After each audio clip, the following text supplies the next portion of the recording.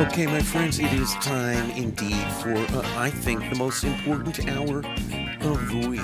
And that, of course, is Open Forum Thursday, all right? We've got a new program that we're doing here on accesstv.org. And it's my program, the new program. It's called Open Forum Thursday. Now, those of you that stay in the loop and are in the know here in the capital city, no doubt know that I have thrown my hat into the ring and have become an official candidate for mayor here in the city of Hartford. And, we're all in. All in. And so, some sacrifices have been made. In fact, we've made a whole lot of sacrifices. We've cut our production schedule down. Starting in January, we only have one show a day that we're doing. So I've told all of the producers, one show a day. I've cut down. We used to do like up to 3 shows a day. And it took up a tremendous amount of time. But I can't focus on the campaign and on productions. And so I'm not going to ask of our producers anything more than I would ask of myself. So we cut back my program, Light Source Victory Television Live. And so a couple weeks ago was the unofficial end of Light Source Victory Television Live, a program that I've done for over 35 years here in the city of Hartford. But I always told people, on the day that I stopped doing the gospel program, the gospel will not discontinue. It was being spread long before I was here, and it will continue to be spread long after I'm gone. I think there's only one calling higher than that that might come from a divine entity, I would say the Lord. And of course, that would be the calling of the people. So that jury is not yet weighed in, and it won't until November the 5th, 2019. But we're going to give it our all, and we're going to be all in. And as such, we're only going to do one show a week, and that show will be called Open Forum with J. Stan McCauley. And the idea of the program, or the format of the program, is to answer questions and make commentary on news of the day. It's open forum. Any subject is good. If you want to talk about something, so be it. It doesn't matter to me what it is. It could be, ancient history. It could be religion. All right. It could be politics, which I'm sure most of the program will focus on. That's what I'm going to kind of focus on. So as such, we really, Light Source Victory Television really wasn't the place, excuse me, for that topic matter. I'm fighting back a cold and laryngitis. We've gotten somewhat of a voice back. So I might have to hit the cough button like this every once in a while so that I'm not coughing on the air. Okay? So with that, it's open forum. Let me tell you how this works. We take your questions, your comments, and we will make commentary and remarks to them. Now, for those of you who watch us on your phones live, below the picture is the comment section on Facebook. If you go to the comment section, you can leave your comments, and I will reply to those comments. All right? For those of you who watch us around the world on YouTube or any other,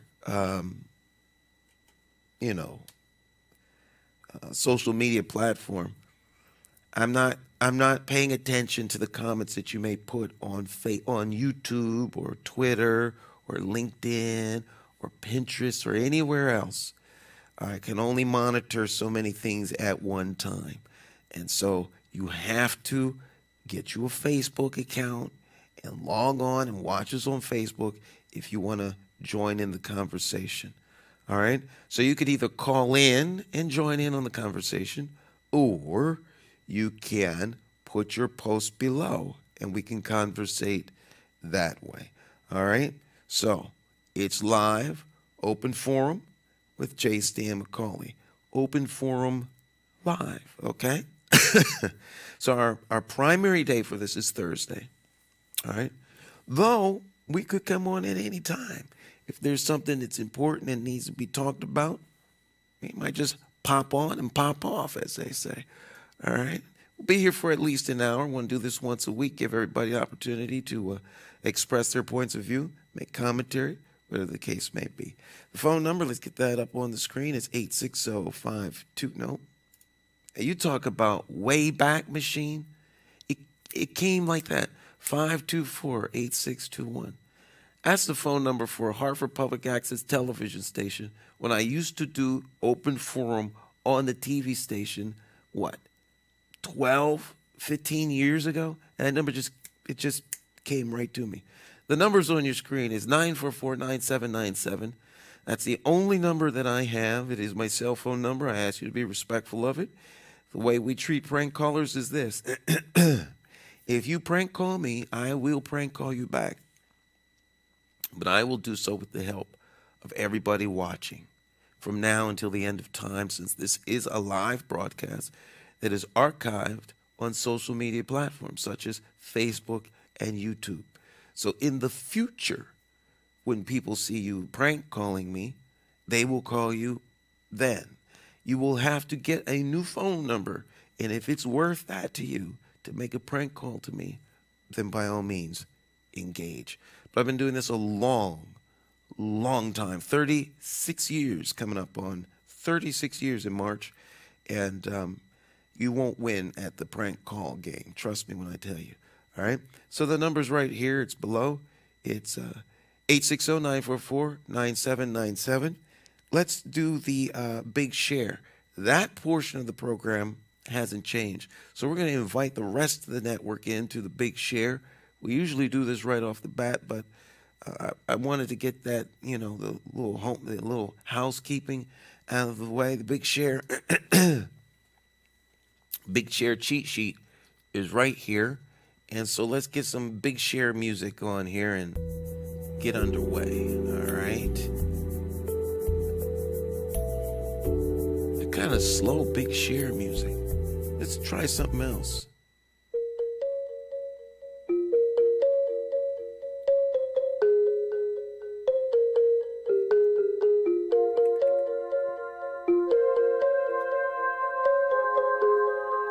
I gotta get used to the music bed. All right, that's too slow. You can't do big share with that. There we go. That's better. This is big share music. So let's get started with the big share. I love this portion of the program, and we invite you to do the same. That way you can share the experience with your friends and family. All right, so let's get to it. All right, sharing the program. First, we want to share with Hartford Dwellers. All right, Hartford Dwellers. That is Hartford's most popular and influential Facebook group. No matter what anybody says, they just are. You don't have to like it. It's a funny thing about facts and truth. You don't have to like it for it to be so. Hartford Dwellers. There we go. Next, we want to share with Dwelling in Downtown Hartford. All right. Dwelling in Downtown Hartford. I call that Hartford's fastest growing neighborhood, downtown Hartford. Next, we want to share in the North End, Dwelling in the North End of Hartford. And let's get that out of the way. Dwelling in the North End of Hartford. Next, I want to share the page and the experience with living in Asylum Hill. Now, we used to share with living in the West End. They respectfully asked not to post political stuff on their page, and I will honor that respect. I'll I'm honored that request. Much respect. So we're not posting there, not because I don't want to, or I'm not leaving the West End out. The conversation, I was asked by the administrators not to post political commentary and stuff on the page. So we are not going to share with them. All right. Next, we want to share with independent thinkers. All right. Independent thinkers. All right. Then we want to share with where they do that at in the city of Hartford. Of course, that's Sean DeBarlow's started that page, where they do that at in the city of Hartford. Then we want to share in the community block watchers in the Northeast Clay Arsenal community or area. All right. Of course, that area comes under heavy redlining, right? That's one of the most heavily redlined areas of the country. Okay, so what is this? Community block watchers, Northeast Clay Arsenal community. Okay. Next, we want to share with, make sure I've got everything here, Ministries of the Living God. This isn't necessarily gospel-centric, but, you know, the gospel community makes up a large portion of the community. So I'm going to share with the Ministries of the Living God.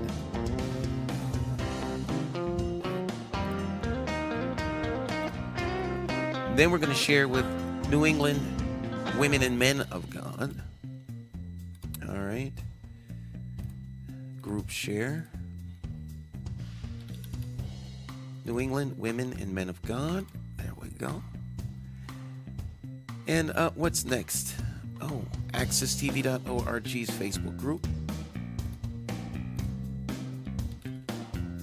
There we go. Excuse me. Still got a little lingering cough there. Next, want to share with a couple pages here. accesstv.org's Facebook page. There we go. Then we want to share with the Connecticut Black News Network.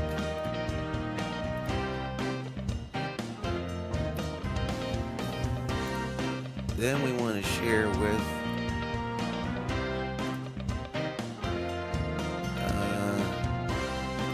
one more page here. Stan with J. Stan McCauley for mayor. There we go. Okay, I think that's it. I think that's it for the big share. I think we've shared as much as we can. Make sure I didn't leave anybody out. Oh, one more I want to share with.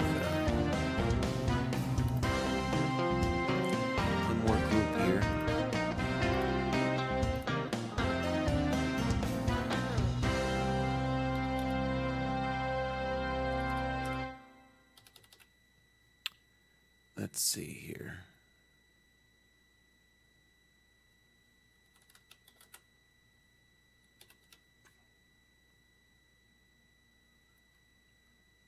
Okay. Get it together. There we go. Okay. All right, my friends, let's get started. All right.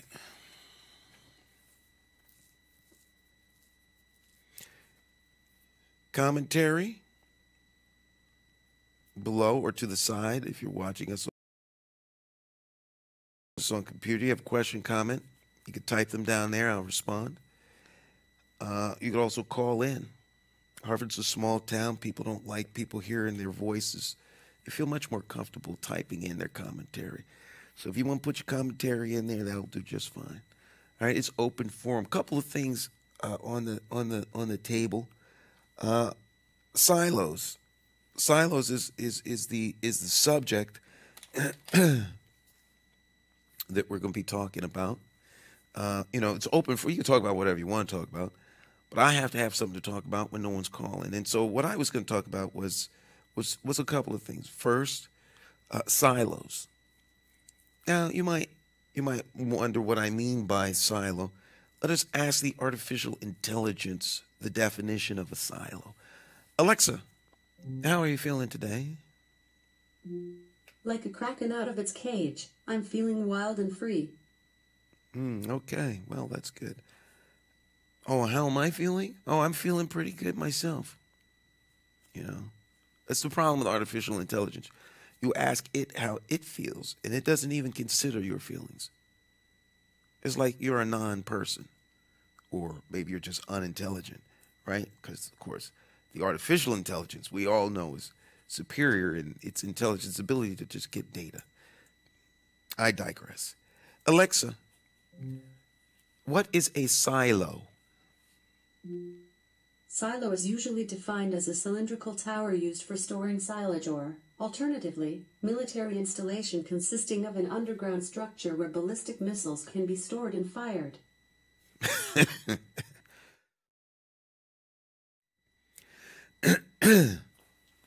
I'm a big fan of covering your mouth, but there's no one in the studio but me. And, of course, the artificial intelligence. Okay, so in a military installation, military uses silos to store ballistic missiles, which actually could be a really good analogy for what we're talking about. All right, so silos are also used to store things. All right, to store grain, other things. There's a term associated with silos as it relates to organizational or structures, right? Organizational structures.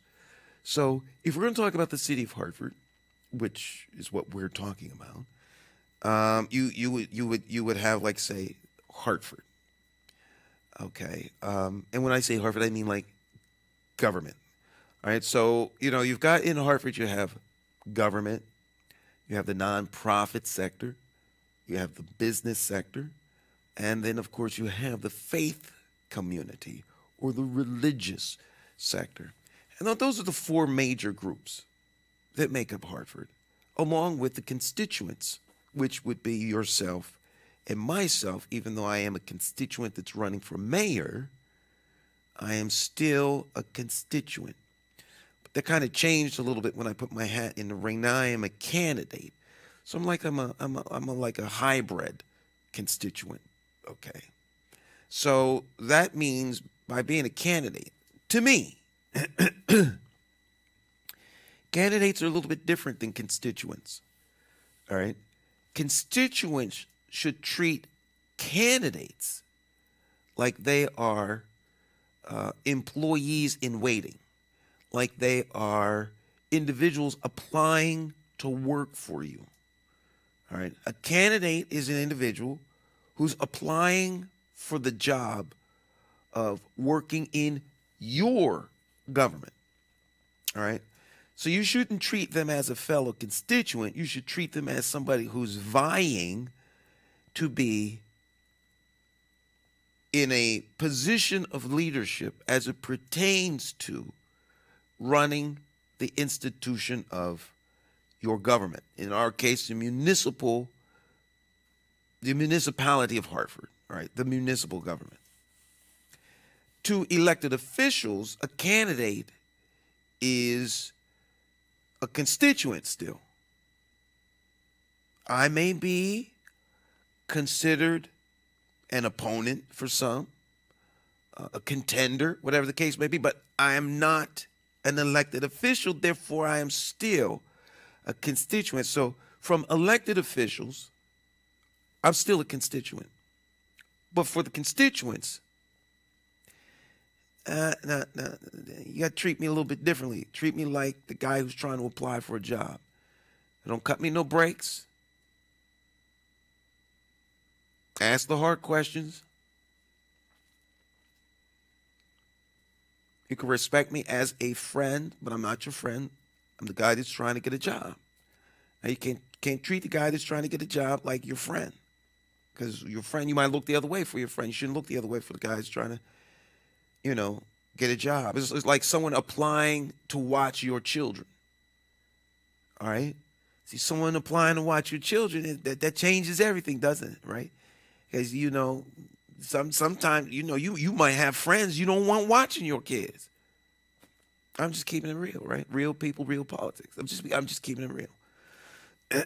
So you have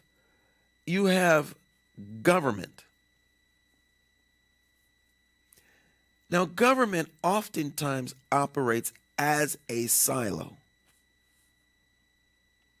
Government has different departments, different areas in which it services the municipality, children and families, all right, health and human services. Different administrations come in, they restructure, reorganize to I guess, structure the department so that it works well for their, for how they administer, but however it's organized, right? Like health and human services, public works, finance, they're really actually, human resources, information services, development services or economic development, the legal department, or corporation counsel, however it is you want to structure it. All right. You have nonprofits. Now, nonprofit organizations are mission driven. They have a mission.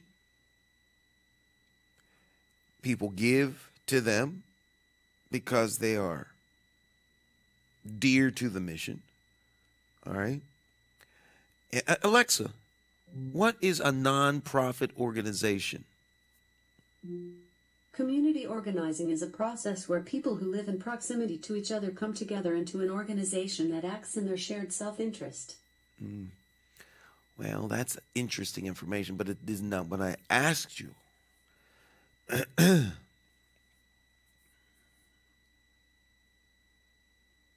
Alexa, what is a community organization?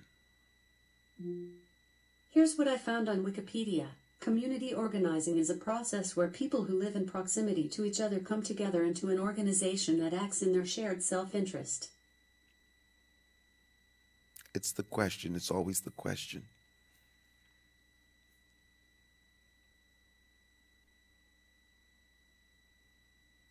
Alexa, what is an NGO? Non-governmental organizations. Non-governmental organizations, or non-government organizations, commonly referred to as NGOs, are usually non-profit and sometimes international organizations independent of governments and international governmental organizations that are active in humanitarian, educational, healthcare, public policy, social, human rights, environmental, and other areas to effect changes according to their objectives. There we go.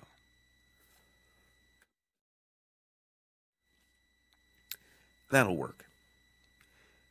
Kind of wordy, but she's in good company because I'm kind of wordy, right? So,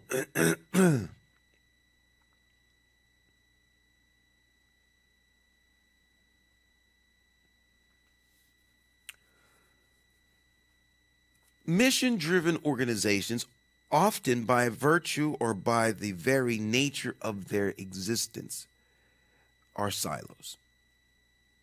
They become silos because they're so focused, they're mission driven. But as you heard, the NGOs or nonprofit organizations affect and touch all the things that government does. Okay, but they're non-governmental. They're not part of the government. They're totally separate. So you might have a community organization that seeks to bring about change for the betterment of a community.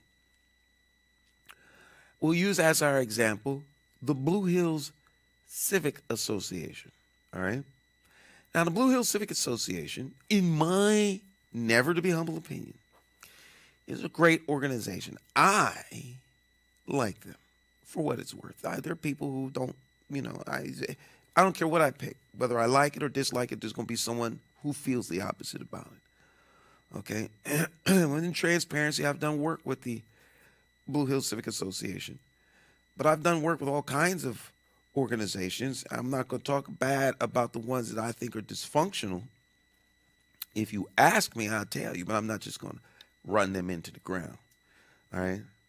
Now, Blue Hills is, they have like a home ownership program. They have all kinds of programs, and they try to affect change, policy. Education is one thing where they're very active. Tonight, they had a community forum on naming the school that's being built in the footprint of the old Weaver High School. So what should the name of the school be? To me, the obvious name would be Weaver High School, right? Just name it what it used to be called. But it's not for me to decide. Why not put it out to the community? All right. Now, to put that out to the community is outside of the silo. All right. The organization isn't making the determination. The organization is spearheading a means by which the community can weigh in on what a name is. So they pulled together a community forum so that the community could weigh in on what the new institution should be named, and also what do they want in a principle. All right. So we have government, right? We have government, and of course, government as it relates to education. You have a board of education. Now, the board of education is a little bit tricky. It's separate from city government, even though it's funded by the city government. But the city government, while it does fund it, acts to a certain degree as a pass-through, because it is the state of Connecticut that is ultimately responsible for educating the children, per the Constitution of the state of Connecticut, right? Article 8, I believe it is. So educating the children is the state's responsibility, and the state discharges that responsibility to local municipalities and area-wide school districts and organizations like the Capital Region Education Council, or CREC. In Hartford, we have our own Department of Education, which we call the Hartford Board of Education. And the Hartford Board of Education has 4 elected members and 5 members that are appointed by the mayor. That's per the charter. Now, there may be people who disagree with the charter. Charter comes up for change every once in a while. Referendums can be put in to open the charter for change, make a charter change. The majority of voters, people that vote, not residents, the majority of voters can bring about a change to the charter. It's a living document. It's not something set in stone, because times change, people change, laws change, opinions change. We come into new thoughts, new ideas, and we're malleable. This is where things like the Bible get in the way for a lot of folks, because it's not open to interpretation. It's very rigid. Right? The Constitution of the United States is rigid. There's some change, but for most part, it's a rigid document. I don't want to digress too far. So the Board of Education, right? They're a government entity, a body politic. Now, Blue Hills Civic Association, an NGO, is crafting policy around education. As a community organization that's setting a policy and bringing forth a policy, they can affect the electorate, and the electorate can impose that policy on its government. Because the government belongs to the people, not unto itself. The Board of Education, a government entity, Blue Hills Civic Association can affect change with that government entity by influencing the Board of Education. The mayor has the ability to influence the Board of Education because, of course, he appoints 5, bring out that thumb, 5 of the 4, I was just getting ahead of myself, that's all, 5 of the 4 members of the education panel board, right? But the city government itself can't impose a will on the education per state statute. It's a separate entity. The best they could do is determine how much they're going to fund it, and then after that, that board makes and sets policy. So for the sake of our discussion and what we're talking about tonight in terms of silos, if you have the community organization, which represents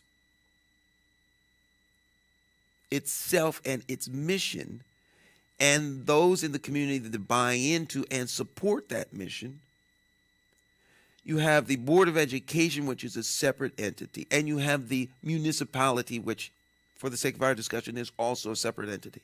We're not going to overcomplicate this by adding all kinds of other folk, though we could. In fact, I think I will. I want to bring everybody into everybody. I want to invite everyone to the table. Let's add a direct beneficiary from all of this as we're talking about education. Our main topic is what? Silos.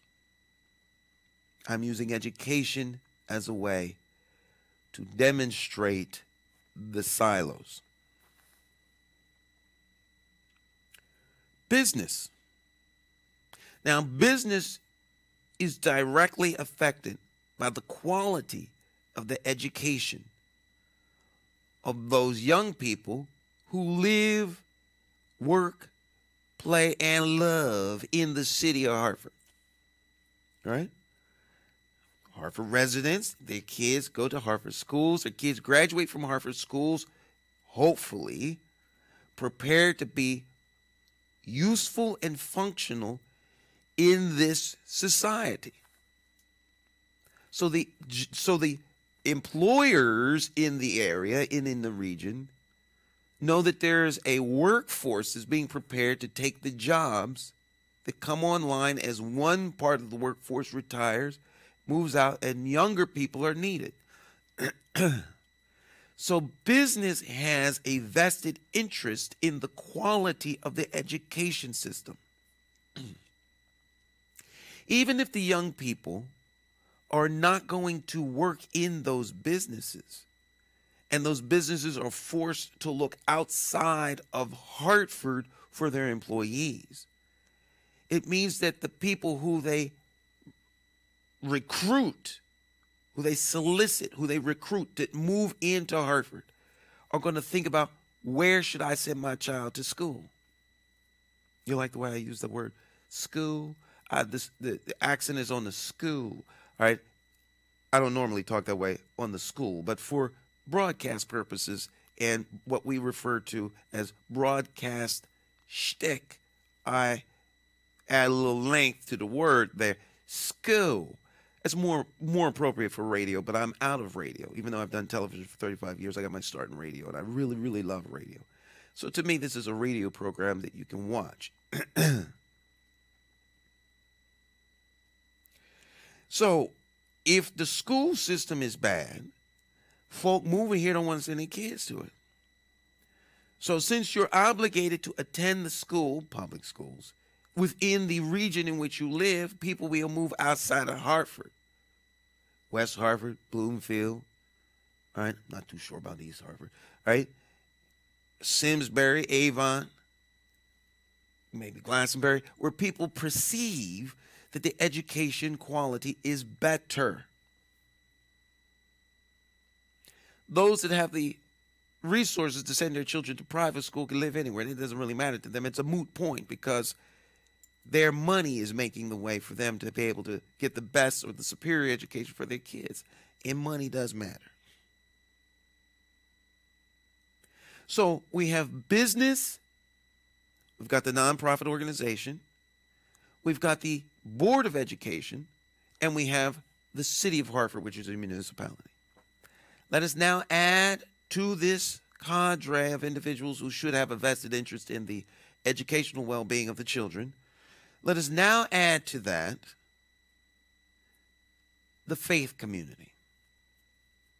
Now, the faith community is broad, and it is wide, and it is deep. There are many, many points of view within the faith community.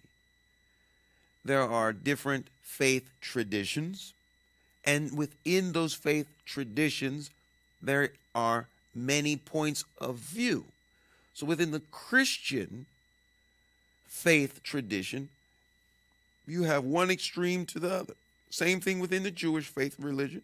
Same thing with the Muslim faith.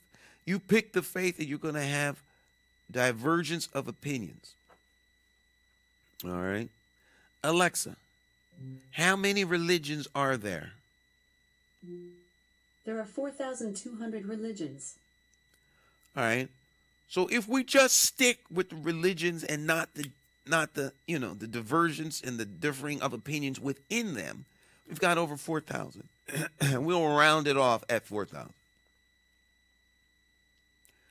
But each of them are near and dear to the heart of each are the children. All right? The children. Right? That's for broadcast purposes. The children. Okay. And so oftentimes faith leaders weigh in when they see that there is inequity or some kind of hindrance within the educational system that adversely affects the children that attend their religious gatherings. So we've got the faith community or the religious community. We have the business community. We have the nonprofit community. We have the education body politic, and we have the municipal government. So that's 5 entities who tend to, in this city, operate in silos. All right. And if you remember at the beginning of the program, we asked the artificial intelligence what a silo was. And one of the definitions was a military installation used to store ballistic missiles. And many times that's what these silos become, ballistic missiles. And anytime someone comes up with any idea that didn't come out of that silo, they defend their institution with everything they have and shoot down any other idea that was launched from another silo. That is why in the McCauley administration, we have on the very top of our 5-point list, working outside of the silos. It is essential. It is inconceivable that the city of Hartford's municipal side does not work with its education side. It is inconceivable that the notion from the administration currently occupying 550 Main Street would rather have the superintendent of schools, as she is in place now, fail so that they could prove a point. That's unacceptable, because there are children who will be affected negatively as long as the adults act like children.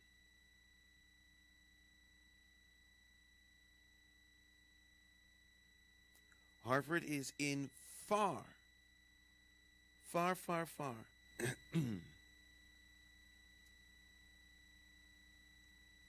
one testing 1 2. Why does my mic sound so low? 1 2 3. 1. There we go. Nothing worse than talking and not being heard. That's like taking a bottle away from an alcoholic. The talkaholic must be heard, right? You want to shut down a talkaholic, just take away the means by which they can speak. That's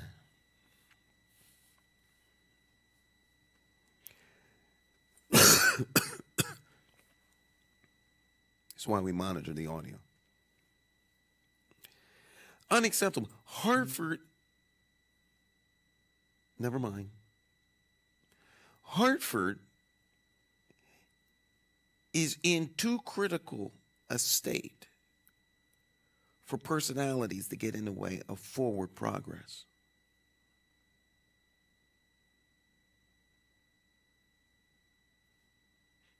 We can't play politics with kids, though many do. You can't. Kids are not a revenue stream. They're not a means to an end. They are people's children. They are near and dear to people. They should be near and dear to all. They shouldn't be seen as a dollar sign. They should be seen as young people who are willing, ready, and able to grasp a hold of the things that are necessary for them to be wonderments in their years after they mature and get old enough to start to make decisions for themselves. And a big contributor to that is the school. So if the city of Hartford's municipal government won't communicate with the city of Hartford's educational government, because that's really what the Board of Ed is. It controls half the city's budget. It spends half the city's budget. The superintendent of schools is for all intents and purposes a de facto mayor. All right, that individual is like not a co-mayor, but they're the mayor of the schools. If you think of it that way, all right. So you have to work. You can't work in silos. It can't be, well, that's their problem. Oh, well, that's City Hall's problem. Okay, there must be communication. All right. There has to be communication between not only the municipal side and the education side of the government, but also between the nonprofit organizations. If you have entities in the city like the Boys and Girls Club, how is it that the Boys and Girls Club, who runs a program for children, and the Y, M, and WCAs that run programs for children, nonprofit organizations like Blue Hill Civic Association and what else, Heart and the Asylum Hills Civic Organization, I mean, whatever the organization is, okay, here within the city. How is it that these organizations don't communicate with each other with shared experiences, best policies, practices, and procedures that each may have developed to move an agenda forward that is in the best interest of the children which they all serve, which are all residents of Hartford? So when we talk about working outside of the silos, we're talking about a way to bring together all the people that have common interests. And the best way, I think, for that to happen is for the city to have a singular point of interest around which things operate. So a central focus, I think that the most important central focus that the city of Hartford can have, the number one central focus, is the children. Hartford's children. Constituent number one, the children of Hartford. All right. Every decision that is made in Hartford should be first and foremost, how does it affect Hartford children? Period. I don't care what it is. Tax abatement, closing down a bodega, keeping the supermarket open till 11, closing it after 11, convenience store. I don't care what the policy is. I don't care what it doesn't matter. How does it affect children? That's going to be the number one thing. It doesn't mean you don't go forward with it, but you think in terms of how does it affect the children? All right? So youth and education is like one of my key policies. Working outside of silos, economic and community development, public safety and crime. You can hang "and crime" on there. You can't say crime because crime isn't the only public safety issue. Because fire, flood control, there's a whole lot more to public safety than policing. All right, but policing is an important element of public safety, as is fire and other things. Okay, so public safety and crime, and then of course communication. Those are my 5 points. To me, communication is like number 2. Youth, communication. All right. Working outside of silos, police, fire or public safety, and then community and economic development. And the rationale is that until the other four are together, this ain't happening. Period. I mean, people can say economic development is first. And, a rational mind can easily be wrapped around that notion. But the fact of the matter is, until you get public safety and crime under control, ain't going to be no economic development. Because ain't nobody coming here if they perceive the city as being unsafe. Now, I attended this week's,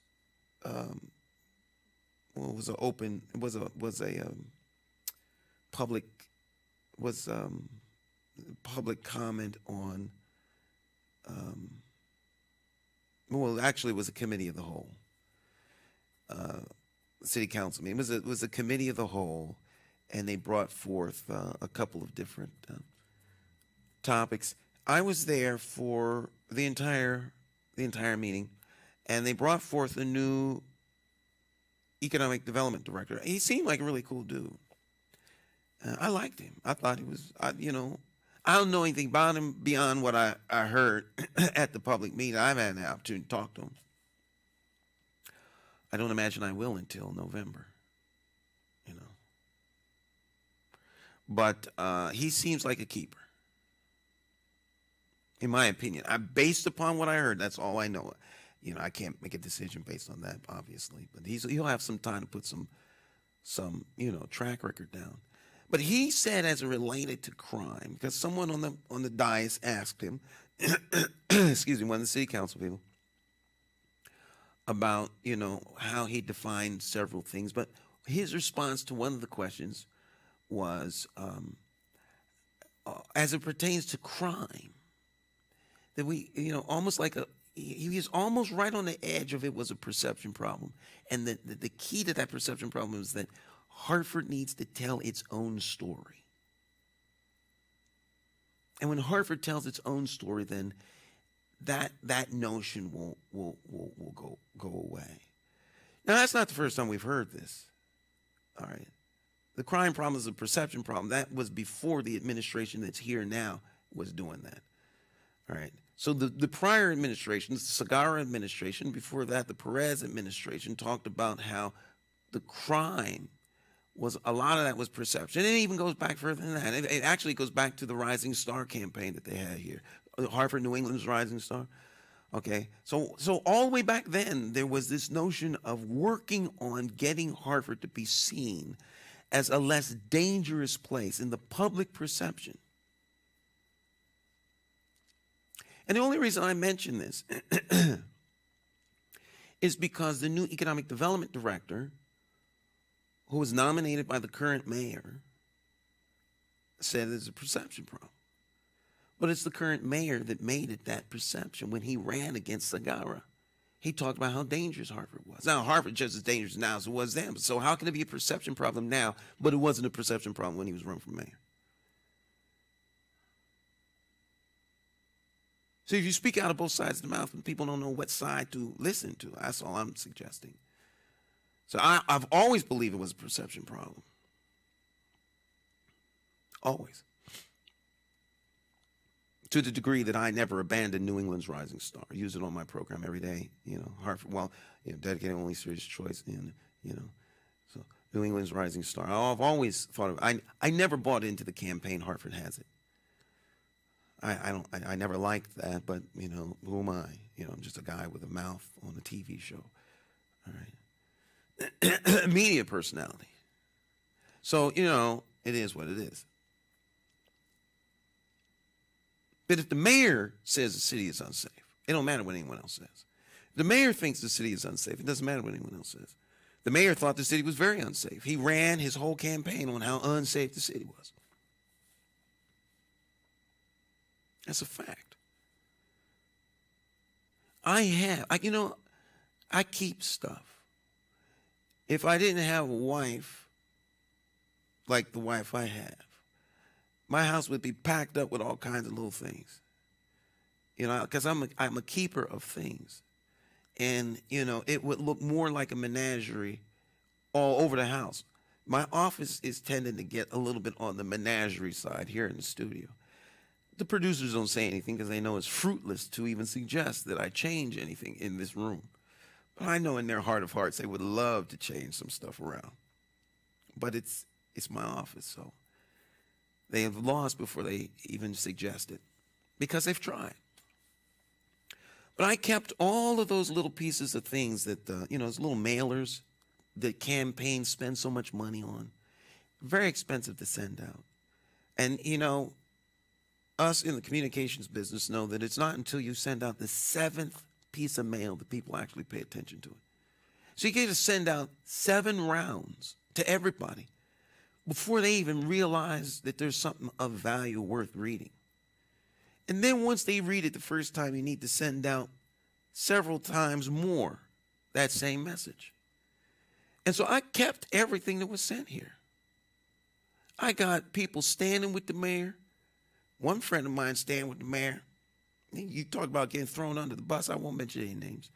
Threw him under the bus with a heartbeat. He stuck his neck way out on the line. Talked to him before the election. I talked to him when I decided to throw my support behind Pedro Segarra. I had a conversation with this individual, and he said the whole community was going to be up in arms with him for supporting Luke Brunham, but he believed in Luke. And Luke repaid him by throwing him under the bus without even benefit of the doubt.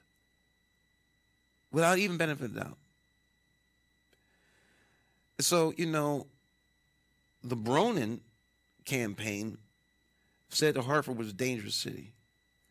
Right? It was like murder capital in New England. And it was that way because the administration was allowing it to be that way. But the point in fact is it's still the same. It really hasn't changed. Okay? It hasn't changed. Why? Because the mayor has nothing to do with it, really. All right?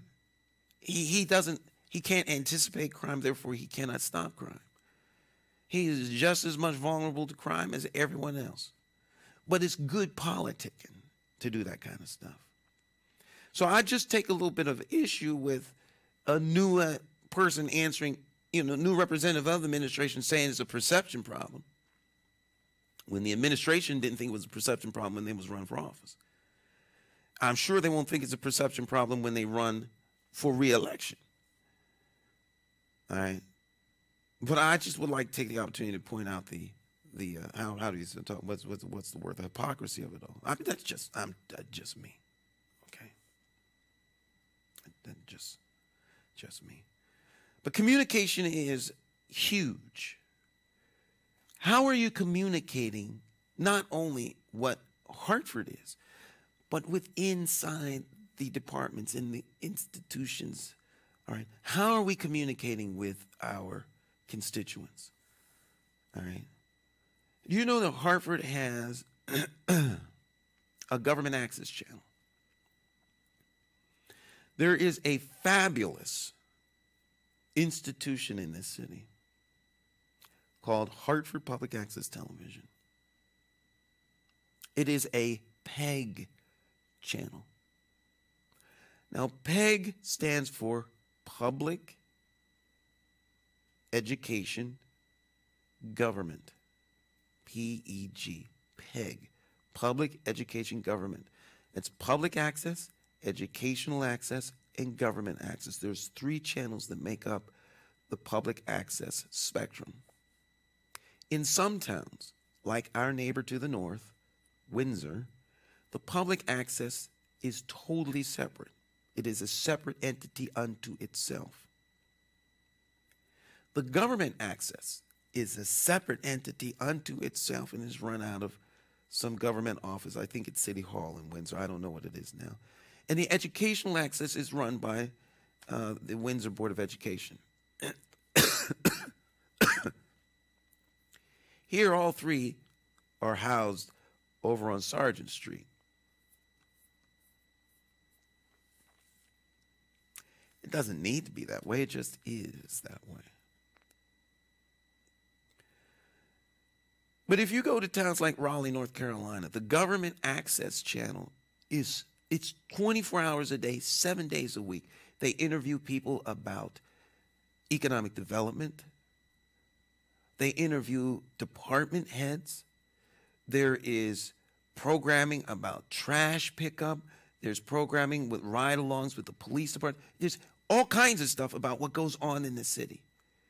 The contributions of the educational institutions within the city, all right, and what they do all around the country. Government access television is used as a powerful means to communicate with the constituents. Informed constituents help move ideas forward. Constituents that are left in the dark usually wind up asking for information right when you're ready to initiate some sort of initiative. Thus, we have chaos in Hartford.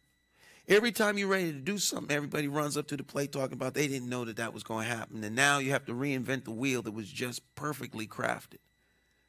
So now you go all the way back to the beginning. You start having hearings and workshops and information sessions. And every information session brings out people who didn't know about it. Well, no one invited me to the information section. And I've been living in this city for 40 years. And I run such and such an organization. And if you think you're going to get past this without me, my buy-in, that ain't happening. So you go back to it and start all over again. How do I know this? Because I've covered hundreds, if not thousands, of meetings where I can document this behavior over and over and over again. All because it was a lack of communication. So communication is essential if Hartford is going to move forward because of the nature of Hartford and what makes up Hartford, the people of Hartford, who are near and dear, fabulous people. But it is what it is. People want to be informed. In this city, the constituents want to be informed. It's not a big ask. They take it personally when they find out about stuff after it's been done. Right when you're ready to cram it down their throat, and then they find out about it. People don't like that. Rather than elected officials respecting that, they double down and go full forward, doing it more. If you explain to constituents what it is you're doing and have buy-in from the beginning, this is what hearings are for, right? You have hearings and you get buy-in at the hearings and make sure that the hearings are publicized and make sure that they're broadcast so people understand what's going on. And you give people ample time to come and weigh in. Invite community leaders, quote unquote, bell cows, so that they can testify and give testimony. But that would require city council people showing up a whole lot more than once a week and at a committee meeting. You actually have to be engaged in the governance of the city, which you all fought so desperately to be able to represent. Question. We can't even get updated website from City Hall, let alone adequate programming from their channel. It's like a deliberate keeping people uninformed. Part of the transparency deficit. I like that. We have a transparency gap in Hartford. We need to close the transparency gap, the transparency deficit. I can guarantee you one thing, me as your mayor, you won't have a transparency deficit. If anything, you'll have an information overload. I believe that the constituents should be informed.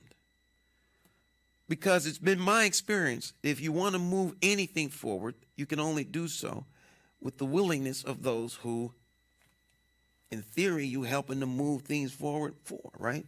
Adults aren't children. They don't like being treated like children. I would guess that helps keep the silos intact. Oh, yes, it most certainly does. Silos are kept intact because nobody knows what's going on, and everybody defends their silos from information sharing. It's like information sharing is going to be like a, it's like a, if I share information, they'll use it against me. There's a lot of people who think that way. Paul Vance. I don't know that he came up with this slogan, but he used to always say it. So I don't know who the credit goes to. But Paul Vance, who was the communications officer for the state police for a long time, used to always say that the big dog will eat. The big dog is going to be fed. So there's two ways you can handle the big dog. You can feed the big dog, or you can let the big dog go through your trash. One way or another, the big dog is going to eat. Now, the big dog is the media. It's the press. The press is going to get its story. It's going to get its story. All right. And so you can either give the press the truth, or you can let them find it out on the way. The one thing about the press coming after the truth, they usually go through the whole trash can. Right? They go through the whole trash can. You go out your backyard, it's a mess. Trash everywhere. And that's what happens when the press comes looking. All right? They will find something. Now, Donald Trump, he's a master at the game. He's the best there is. He's the best there's ever been when it comes to understanding and using the media in his best interest against the media. But the media adapts very quickly, Mr. President. And there's a reason people don't take on the media. All right. And while he might use that fake news thing, you know, here, there, this, that, and the third, it only works on those who actually do fake news. Now, the media got sucker punched. And the media, in my opinion, was a willing culprit in the election of Donald Trump because they weren't truthfully transparent in delivering how good Donald Trump was tracking. They figured if they didn't print it, it wouldn't be so. It wouldn't be so. Now, I hope the media learned a powerful lesson from that. But the media learns quickly and it responds with a vengeance. And I think the president's gone way too far with this stuff. And so the media is going to come looking. And the media is not scared of folk. All right? Because the media is a bunch of loudmouths. Now, the upper echelon in the administrative offices of media might be scared of folk. But the troops, nah. All they have to do is get the buy-in from those folk up there. Once those folk up there have been slapped in the face enough, they'll let the dogs run loose. And boy, when the media gets a hold of it, because they're going to go through everything. You can't hide stuff from the media. You can't. The big dog will get fed. That's the point. All right? The big dog will get fed. And so it is not a wise course of action to keep information away from those who, one, deserve to know. There's nothing that happens in government, nothing, that the people should not be allowed to know. If necessary, perhaps they should be given clearances. I understand that some things are secret, but the municipal government that serves the citizens of Hartford are not dabbling in top secret stuff that is of national security level. We on the lower end of that scale. So there is nothing that I can think of with local municipal government that rises to a level where it can't be shared. And it is the city that has to lead the charge on this willingness to work outside of the silos. Okay? And so what would be a good example of a city's failure to work outside of silos? Let's use Harvard Board of Education and the city of Hartford. Okay? Because that's within the purview of the city providing the leadership. It can't make nonprofits, business, and the faith community do anything. But it most certainly can flex its muscle as it pertains to how the behavior is between the Board of Education and the city. Now, this past summer, we had some issues with children, young people, youth, right? Tragic accident at the pool where the young man died. We have other areas around the city where youth were affected. We have a summer coming up. Young people are going to be involved in that. Once again. All right. Now we'll see if the current administration takes my lead on this. You'll know if they do because they'll start to do it. It won't matter to me, right? There's the old saying, a lot of things don't get done because folk won't take credit, can't take credit for it. I don't need to take credit for it. I just want to see it done. That's all. That's all matter to me. I'll never need credit for something. There's so many things that I could take credit for that I never do. Never. Never. You have no idea the things I'm involved with. Okay? Because I'm not one to be taking credit for stuff. But having said that, it is inconceivable that there's a singular institution in this city that is expert with children. A singular institution. There's only one institution in this city that is an expert on the children of this city. Anyone want to weigh in on what that is? You can put it in the comment section or you can call. 860-944-9797. That's the phone number. Do you have any idea what the singular institution is? What is it? What institution is expert at the children of Hartford?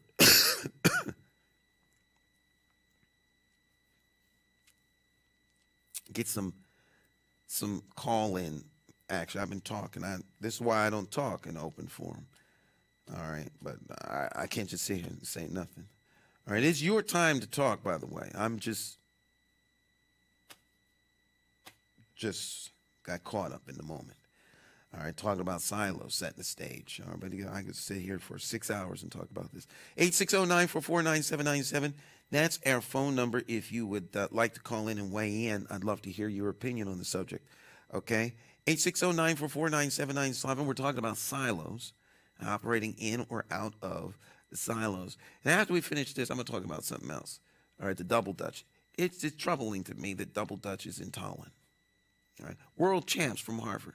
And now the new double dutch world championships can be held in Tallinn. It should have been in Hartford. In Hartford. It should have been in Hartford. And Hartford should have done everything in its power, humanly possible, to make sure that happened. All right. There's where city government can also be very forceful and helpful, if it so chooses. All right. But it chose not. It chose not to. It was a conscious decision not to move that forward. Conscious decision. Conscious decision. Great opportunity. All right. One institution in Hartford is an expert with the children of Hartford. 524-8621. I take my time and pause because those watching us on the YouTube side don't hear the question for 60 seconds. 860-944-9797. By the way, we released our very first policy in terms of what our administration will stand for and the campaign, what a McCauley administration sees as policy.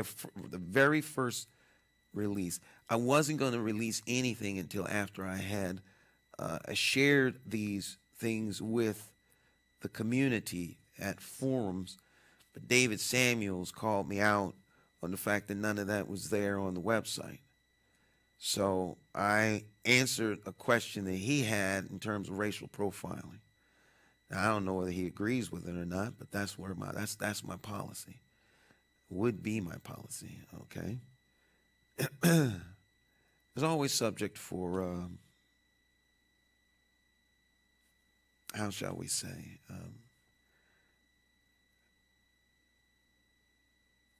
policy can be, any and all policy can be changed.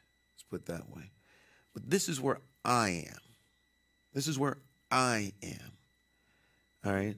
If the community demonstrates a policy that is different from mine, through council and it gets passed, then that's when policy, to me, should be changed, or there should be robust debate.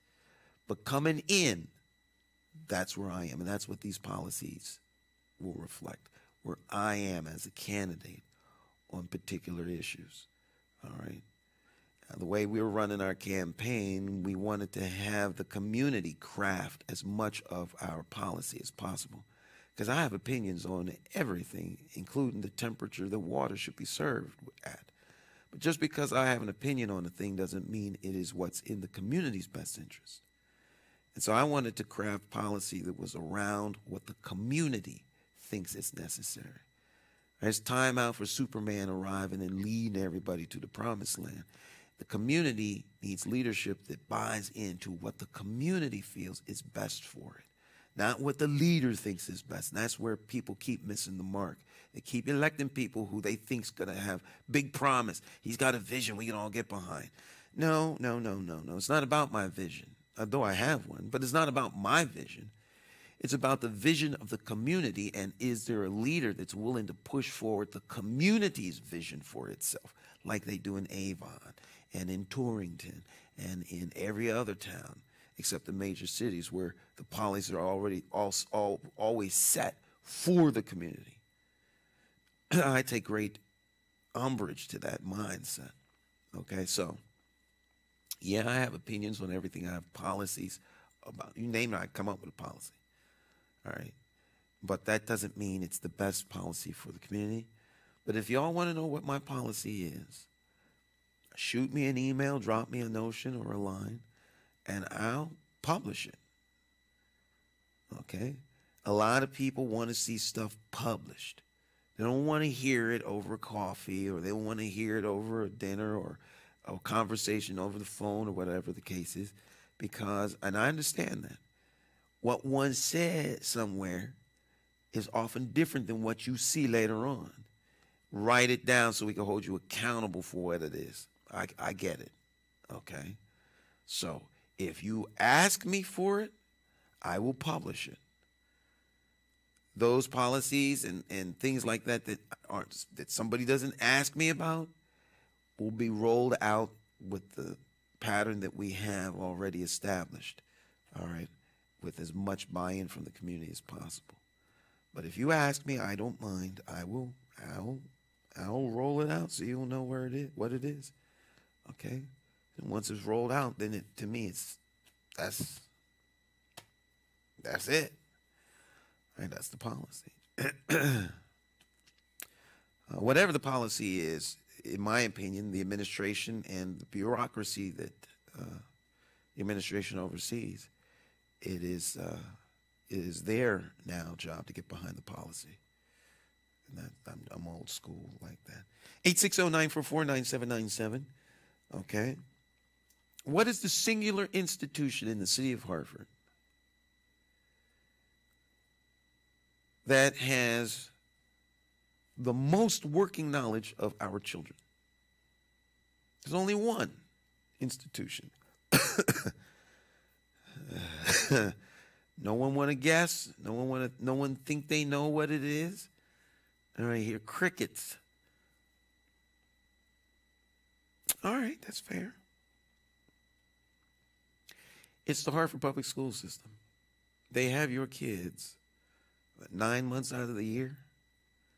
They spend more time with your children, generally, almost, quality time, than you do. They have your children almost 8 hours a day. In theory, you have them 16. But a good portion of that, they're asleep, and the other portion, you're doing stuff and they're doing stuff. So how much quality time do you spend with your children? How much quality time do you spend educating your kids? There's a lot of parents that don't even go over the kids' homework. There's parents that will not even, they don't even know who their teachers' names are. I raise my hand. My wife knows the teachers' names.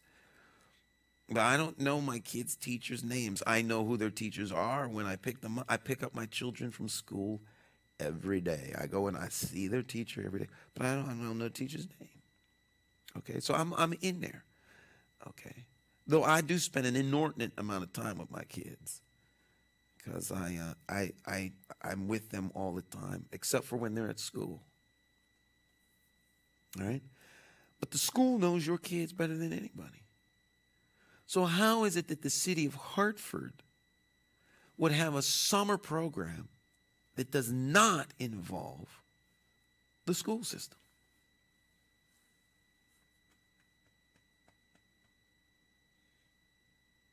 That's an example of working outside of the silos. How can the city collaborate with the public schools to come up with a quality summer program for our youth? All right, that helps our youth, because that's what it should be about, our youth. Right? What if like Parks and Recreation worked hand in hand with Hartford Public Schools to use the public schools as a place where kids could actually go during the summertime and receive things like food. You know, the school system has a whole food delivery system already set up. They got like health clinics all set up in the school. They got like programs for like television and workshops and all kinds of computers. They got everything a kid needs. Right? I'm just saying. I'm not saying that that's what has happened, but there should at the very least be a willingness to work. And this is where the city can take a front row in terms of setting examples as it pertains to moving an agenda forward which the whole city can get behind. Right? A point for which the whole city could get behind. Youth and children is one of those points in a McCauley administration. Right? We got to work outside the silos. That's another point. Crime and public safety. That's another point. It's not the third point, but it's another point. And of course, community, economic development, and communication. Those are the 5 points which we need to think about in terms of being unified as a city moving forward. So we got a whole year to focus on those things. Most certainly we have 6 months. All right, so we have to cram it all in on this first episode of Open Forum. All right. Another thing that I saw that kind of, it saddened me, it didn't upset me, it saddened me, was that the great work that they're doing with the Connecticut Double Dutch League. All right. Joan Carter and First Lady McCauley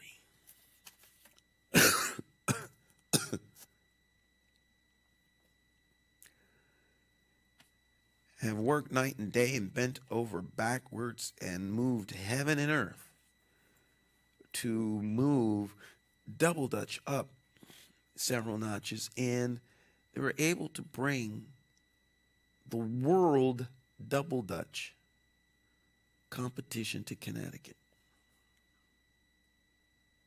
Unfortunately, despite their best efforts, and from what I'm told, outreach to the administration,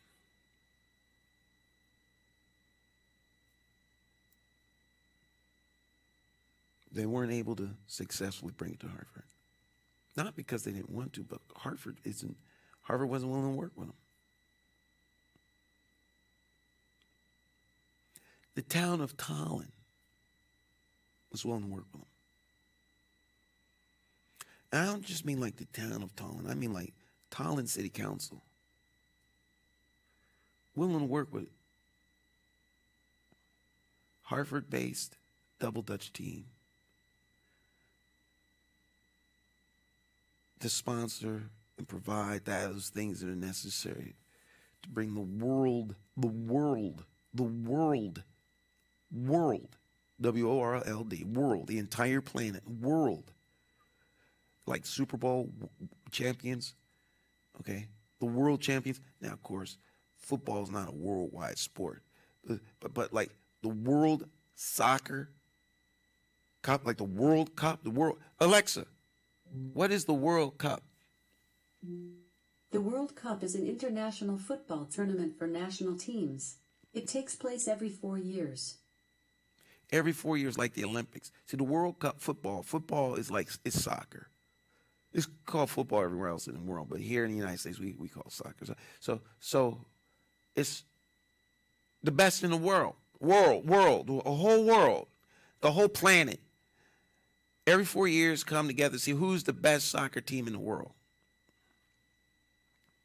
World Double Dutch. World Double Dutch. Did you know that cricket? Alexa, what is cricket? Cricket is a bat and ball game played between two teams of 11 players on a field at the center of which is a 20-meter pitch with a wicket at each end, each comprising 2 bails balanced on 3 stumps.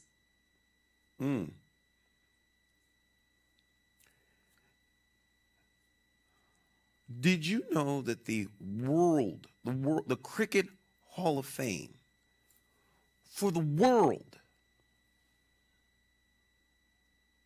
like the Basketball Hall of Fame is in Springfield, all right? The Cricket Hall of Fame is in Hartford. It's in Hartford. You know, like they play cricket. They play cricket all over the world. But cricket is played in places like Saudi Arabia. A lot of the Middle Eastern countries that have enormous wealth play cricket. And the Cricket Hall of Fame is here in Hartford, Connecticut.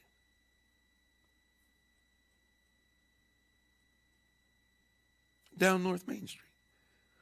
Cricket Hall of Fame. The World Double Dutch that United Technologies sponsored, the world champions, United Technologies sponsored to go to England and travel all over the place, representing the United States and Hartford. UTC's headquarters, I think it's still down. I think it's still here in Hartford. I think WTIC moved out of the Gold Building to Farmington, the radio part, but I think UTC is still headquartered in Hartford. And maybe they did move. I'm not going to ask her because she don't know. But don't let me assume someone doesn't know a thing, even if it's artificial intelligence. That's breaking my first rule. Alexa, where is United Technologies Corporation headquartered? United Technologies Corporation is headquartered in Farmington, Connecticut. Yeah, see, she did know I was wrong. It seemed to me, I kind of remembered in the back of my mind that because there was some controversy about them moving. I think they moved out during I think it was during the Perez administration or right at the beginning of the Segarra administration, but they left. The Gold Building's still there. Helicopter pad hasn't been used in decades, but it's a shame. United Technologies moved to Farmington, out there where Otis Elevators is. I couldn't quite remember, but they're not here. But they were here, and when they were here, they put up big dollars for World Double Dutch.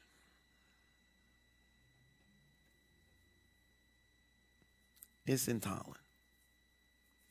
To me, it's a lost opportunity beyond measure. Don't make no sense. Yes, we tried everything to bring the actual 2019 World Double Dutch Tournament to Hartford, to no avail. So it will be held in Tallinn, Connecticut. Sad emoji, a crying emoji. Yes, my father played. Father played cricket for the Sportsman Club in 1970. Well, the Sportsman Club is the keepers of the World Cricket Hall of Fame. I shouldn't say it's a sportsman. It's an entity unto its own, but the sportsman has a very close connection to the Cricket Hall of Fame. Excuse me.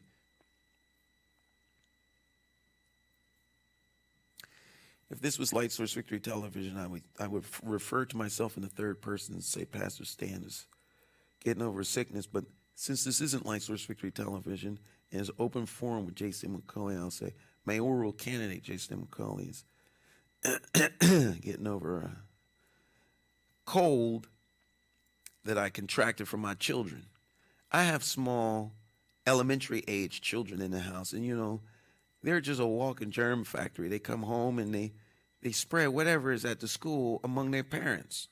And their parents go to work and spread it among the people at the workplace. That's a good enough reason right there for there to be absent, you know, paid sick leave. But just for the sake of productivity, do you want your sick employees coughing up the office, getting everybody on staff sick? Just some food for thought. Just some food for thought. All right. 860-944-9797. Sad. Just sad.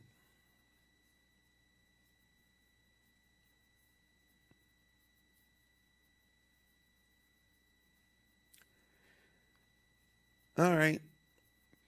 Give a couple more opportunity. It is open forum. That means you can talk about whatever you would like to talk about. You can bring up any subject that you would like to talk about, and we'll talk about it. All right. To do that, all you have to do is write a comment in the comment section of the Facebook page that you're watching us on, and I'll see it. Okay. I only will respond to written comments on Facebook.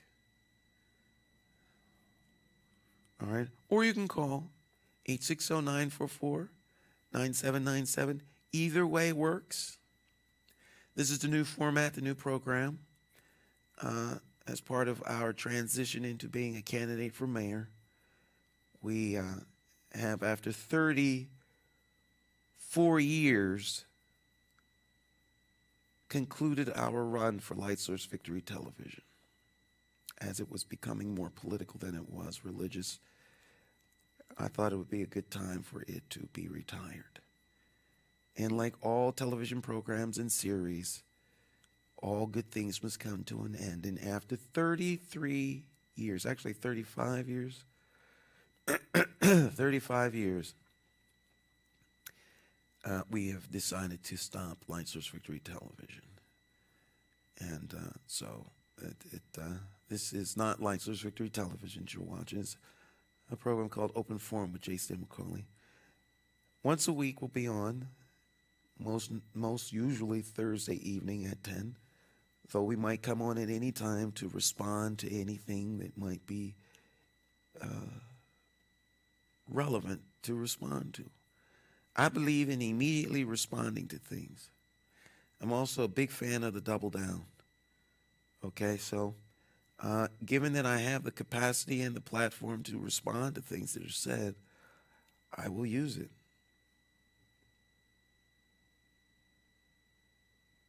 And I pay for it. The campaign doesn't pay for it. No one else pays for it. It's my time, my opinion. And, you know, as the owner of the network and executive producer of the Access Television programming, the opinions that I espouse are not necessarily the opinions of those who do programming on our network. They're mine. I'm totally responsible for them. And I take responsibility for the things I say now, as I take responsibility for the things I've said in the past. All of which are widely disseminated on YouTube and other social media, going back to when YouTube first started, because we've been doing this longer than YouTube. We had stuff on Google Video and people laughed at the notion of putting video on the internet. So that's where we are. We like to keep it real, and we will do so every week at this time. 10 o'clock Tuesdays, 10 o'clock Thursdays, live. And if you have a comment or question that you would like to pose, feel free to do so at any time during that 10 o'clock broadcast. I will stay as long as people have questions or comments, which means I stay until 4 o'clock in the morning if there's a need to do so. All right? I won't just stay here to be here. I like to be here at least a half hour, at least 1 hour so everybody had an opportunity to call. That way, if, I say something you disagree with, call, comment, hold me accountable, right? Accountability begins with access. You can't hold people accountable if you can't get to them, all right? And as we like to say, what good is access if you can't trust those who you get access to? That's a purple post. It hasn't come out yet. It'll come out after tonight's program. Having more fun than mayoral candidates should be allowed to have. Open forum live with me, your host, Pastor J.C. McCauley. My friends, our time together has come to an end. We will do it all once again next Thursday night, right here, same venue. You can reach out to us at any time, 24 hours a day. My phone number is 860-944-9797. I always love to hear from people and talk to you. If you'd like to sit down for a cup of coffee or just have a conversation on the phone, feel free to give me a call. Depending upon how busy I am, I might not be able to spend 3 hours with you on the phone. All right? So I most certainly will give you an ear at the very least. All right? In order for that to happen, I've got to see your phone number. I don't take anonymous calls. All right? I'd love to hear from you. I'm always accessible. If you need something, all you have to do is ask. If it is within my power to do so, I will do my level best to help you. All right? God bless you. God bless the city of Hartford. And I will see you all same time next week. Ciao, my friends.